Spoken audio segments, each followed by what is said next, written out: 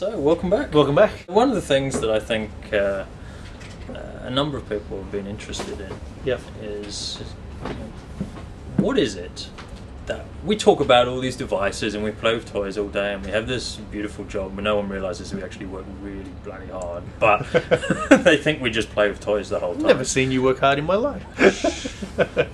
Found out again. Found out. What do we actually carry around with us? What are our day-to-day tools? What is Hugo got in his pocket? Is the big question. I'll go first before you do your bombshell. my preferred toy beast is the Fujitsu T5010. Now it is a tablet PC. One of the reasons I like this particular device, or a couple of reasons, I'll go through them. The swivel screen flips both ways, so as a tablet enthusiast that helps a lot because you just don't want to think about that. Quite often with manufacturers that weren't as dedicated to tablet PCs as Fujitsu were, as you'd flip the screen and you'd go the wrong way, you just hear a crack and you go, oh, not that way, you'd come back the other way. So it's kind of like the old mechanics say, till you hear it crack. The other thing I like about this now is for two batteries to exist in the one. So I've got your standard battery in here, which is a 4-cell, and then I slot into the modular bay, which is actually a hot swappable bay, a extended modular bay battery, which is actually a 9-cell battery, which goes into the hot swappable modular bay. Would that be where your DVD would normally go? Correct, yeah. And nowadays with the use of USB flash memory and Web 2.0, who needs a DVD drive? Who needs DVD drive? I don't think I've ever plugged it in here. No need. And if I do need a DVD, I share a network DVD on some other interesting box, and exactly. So this is my preferred machine. It has 3G built in, so it's got the ability to connect to the Telstra network in Australia. 3.5G HSDPA type environment. It's got the ability to have SSD hard drive. I run 4 gigs of RAM. It's got a 2.4 gigahertz Core 2 Duo processor. I'm pretty happy with it. It's about 1.5 kilos.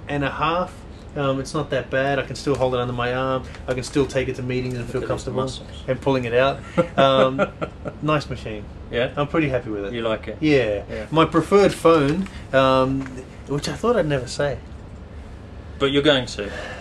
Yeah. Let's see the logo on the back just to make sure that everyone's No, aware. it is an iPhone. Yep. Look, I swore I'd never do it, but I did it, and actually I never will look back unless someone does it better, which is going to be tough. The features, the function, the pocketability, just the comfort, the sheer comfort in hand. I love the ergonomics of it. The way it seamlessly integrates with every application that sits on there, and they all look and get called up in a similar way. The way Google, you do a search for somebody's phone number, and from Google Maps you can add to your contacts, and from the contacts you can go do a search on the maps, and you can call people, and you can. They thought about it, right? It just works. They put the pieces together. Yeah. So I guess it's a good time to hand over to you because you're probably going to add to this. So what are Dr. Neil's preferred devices? So Dr. Neil's preferred device. Well, I'll kick off with mine, which I think actually white is better than black. So while Hugo is obviously on the dark side, I'm with the Rebel Alliance here, and I have an iPhone as well. Have you got the lightsaber app on yours? We should do I do actually have the lightsaber, but I have lots of. I have downloaded thousands of apps because I like to look and see what other people are doing, and we build iPhone applications at Squared, so it's not really a surprise that I have an iPhone. However, but it is a surprise because you come from such a Windows background. I do come from a Windows mobile background. So why do you carry this as your phone? Because I'm not religious. I'm really not religious about it. I want the best device that's currently available in the market. And to me, this is the best device that's currently available in the market that fits in my pocket, that is a phone, that is a smartphone, that has... I know one of the features you keep talking about is the richness of the email and internet. Just the way it renders is totally different to the Windows experience. Right, but the whole App Store process, the whole way of getting new applications on is very smart.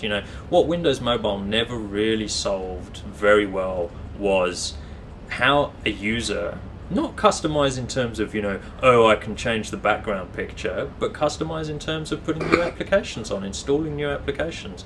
Apple really solved that in a very smart way. Now look, Apple had a lot of advantages going for them. For a start, they learned from everyone else's lessons. So they could look at RIM and go, well, those guys screwed up on that. They could look at Windows Mobile and go, oh, well, I see what they did wrong. We can do better than that. So they have, coming late to the market in a way, it has been an advantage for them. They've learned from that. And the other thing they do very, very well is design, right? So they've designed this device to be super simple to use.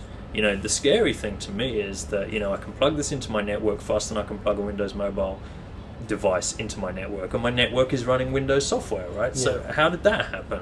Right, I can get Exchange email on this faster and quicker and easier than I can get on a Windows Mobile device. How did that happen? Right, I don't really care how it happened. It did. So this is my device of choice. That's what's neat too. It takes away the care factor, right? Right. Because as technical experts, you and I have never had an issue with hiccups with getting stuff set up. Right. Mum and dad, consumer out there, no wonder they're going for this machine, because it does, like you say, you can set up Exchange faster on the iPhone. You can say, hey, this is a soccer mum phone. Yeah. You can say that, that's fine. But why are soccer mums buying it? They're buying it because they can use it and they can get their email on it. Interesting. Right. And so that's my phone of choice. Now, burden us with your laptop of choice. So what I have in my pocket is actually a Microsoft device, which goes very nicely with, so this is, I think I've shown it on another video before, this is the Arc mouse, and it has a little USB plug in it. But it goes very nicely with the laptop of my choice, and the laptop of my choice bears the same logo as my phone, and is much lighter and thinner than your laptop. And in fact, I can take this and use it to cut your laptop in half because it's that sharp down the side. But the screen's broken. When you put your finger on it, nothing happens. You're absolutely right, and that's, if there was one thing I think Apple could do, it would be to fix that one particular problem. Broken screen. I want to touch this screen. For sure. That's the one thing that I miss a lot. But otherwise, in terms of portability, in terms of speed, in terms of getting my email done, working on stuff, even, most of the iPhone dev I do now is on this, which a lot of people, even Apple devs, are pretty shocked by, because they're like, oh, but it's only got 2 gig of RAM. I'm like, yeah, how much memory is on your iPhone, dude? Yeah. Right? Of course. It really doesn't make that much difference. You want to be focused on train the way you play, right? So, right, absolutely. Right. So, one of the things I want to do is keep focused on, minimizing the memory footprint of what I'm doing and all those kind of things. So sure, I can do that, and I'll have my favorite applications are actually probably Microsoft applications on here, not for dev, but I have Entourage as my email client. I've got Snow Leopard running on here. I have tried running the Snow Leopard built-in Exchange. It just doesn't do what I want. It's a bit too slow. I have multiple Exchange account issues. In that I have multiple Exchange accounts, I have multiple other email accounts, and I want them all coming into one place. I want to deal with them in one place. Apple Mail doesn't do such a good job with that. Apple Mail is a little bit slow in synchronization. Entourage has done an awesome job of that. Of course, I still want to be able to edit Word documents, Excel spreadsheets, PowerPoints, do all of that using Office 2008 for the Mac. So a lot of Microsoft software is still running on here, and Xcode for development, and that's it. No DVD drive, same as you.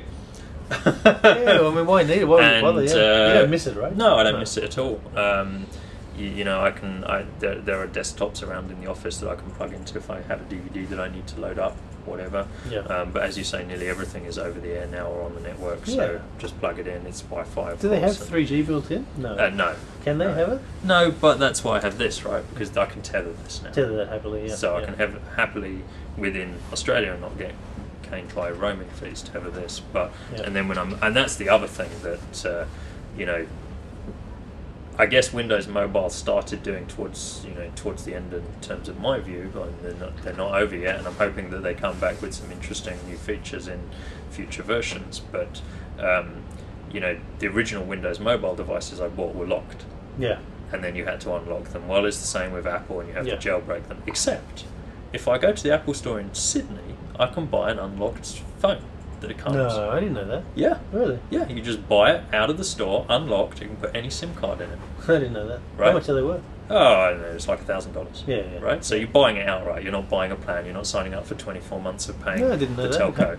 So I can take this anywhere in the world, drop a SIM in it, drop my UK SIM in it, drop my US SIM in it, drop a European SIM in it, and it works. Yeah, beautiful. So now I'm back to one device. I mean, there was one time when I was carrying 3 devices around the world. I remember. That's just crazy. Yeah. Now, these are the devices I carry around the world. Yeah, beautiful. Cool. Yeah, super cool. Exciting, mate. Well, thanks for sharing that with us. Yeah, you're welcome.